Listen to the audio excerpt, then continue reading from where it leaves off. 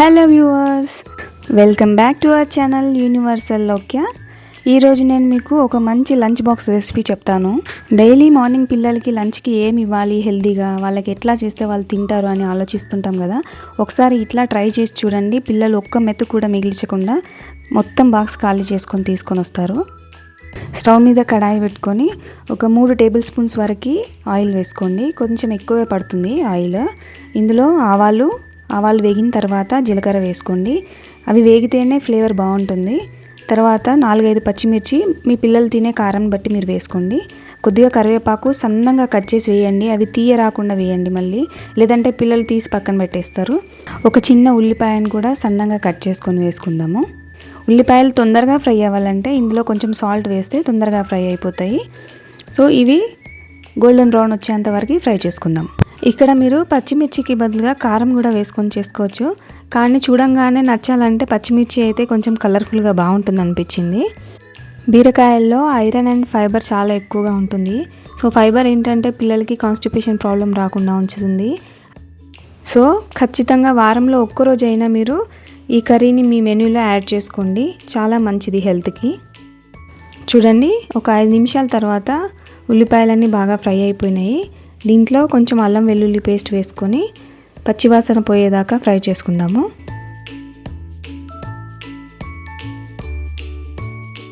ఇందులో కొంచెం పసుపు వేసుకొని మళ్ళీ ఒకసారి కలిపేసుకుందాము.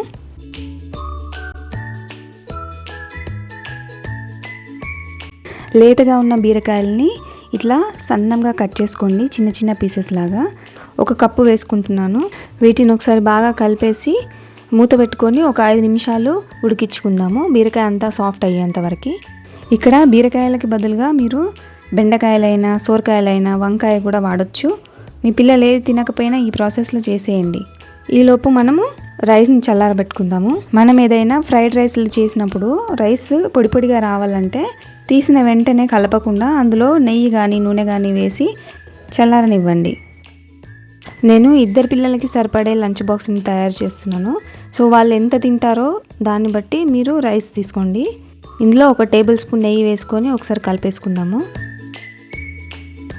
ఇంతలోపు మన బీరకాయ ఉడికిపోయి ఉంటుంది, కొంచెం సాఫ్ట్ అయింది చూడండి. ఇంకొక 2 మినిట్స్ కలిపి మూత పెట్టి ఒక 2 మినిట్స్ ఉడికించుకుందాము. చూడండి, ఇంకొక 2 నిమిషాల తర్వాత బీరకాయ మొత్తం మగ్గిపోయింది, ఆయిల్ కూడా బయటికి రిలీజ్ అవుతుంది. సో ఇందులో మీరు సరిపడేంత ఉప్పు వేసుకొని ఒకసారి కలిపేసుకోండి. ఇందులో ఇప్పుడు మనం చల్లారబెట్టుకున్న రైస్ని వేసేసుకుందాము. ఇది అన్నానికి అంతా కలిసేలాగా బాగా కలుపుకోండి. మీకు ఇంకా ఫ్లేవర్ఫుల్గా కావాలంటే ఇక్కడ బాస్మతి రైస్ని వాడితే ఇంకా బాగుంటుంది. మీకు ఈ రైస్ చేయడానికి మోస్ట్లీ 5 to 10 మినిట్స్ మాత్రమే టైం తీసుకుంటుంది, కానీ పిల్లలకి మాత్రం చాలా నచ్చుతుందండి. ఒకసారి మీరు ట్రై చేయండి. బీరకాయ కర్రీ అయినా బీరకాయ రైస్ అయినా చాలా మైల్డ్గా ఉంటేనే టేస్ట్ బాగుంటుంది. ఎక్కువ మసాలాలు, గరం మసాలాలు అంతా వేసి స్పైసీగా చేయొద్దు.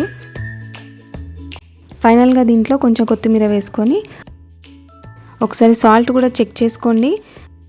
సాల్ట్ మనం రెగ్యులర్గా తినేదానికంటే కొంచెం ఎక్కువ వేయండి, ఎందుకంటే ఆఫ్టర్నూన్ వరకు రైస్ సాల్ట్ని అంతా పీల్ చేసుకొని కొంచెం చప్పగా అయిపోతుంది. ఇప్పుడు దీనిపైన మూత పెట్టి ఒక 1 మినిట్ క్లోజ్ చేసి పెట్టేద్దాము. కొంచెం రైస్ సెట్ అవుతుంది, ఫ్లేవర్ అంతా పడుతుంది దానికి. అంతే అండి, చాలా సింపుల్ అయిన హెల్దీ బీరకాయ రైస్ రెడీ అయిపోయింది. దీన్ని బాక్స్లో పెట్టండి, వేడివేడిగా తింటే ఇంకా బాగుంటుంది. ఈ వీడియో మీకు ఎట్లా అనిపించిందో నాకు కామెంట్ చేయండి. మీకు యూస్ఫుల్ అయిందని అనుకుంటున్నాను. సో ఇలాంటి మరెన్నో లంచ్ బాక్స్ రెసిపీస్ కోసం మన ఛానల్ని సబ్స్క్రైబ్ చేసుకోండి. బెల్ ఐకాన్ని ప్రెస్ చేసి నోటిఫికేషన్ ఆన్లో పెట్టుకోండి. అలాగే వీడియోని లైక్ చేయడం మాత్రం మర్చిపోకండి. Thank you for watching.